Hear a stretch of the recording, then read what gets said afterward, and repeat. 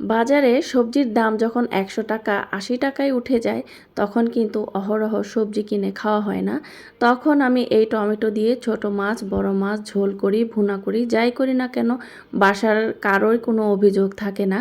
তো বিশেষ করে আমাদের বাসায় আবার সবজি দিয়ে মাছ রান্না পছন্দ করে না কেউ। আমি একমাত্র ব্যক্তি সবজি দিয়ে মাছ খাই। আর বাকি সবাই টমেটো বা পেঁয়াজ দিয়ে ভুনা, দো পেঁয়াজ এগুলাই পছন্দ করে।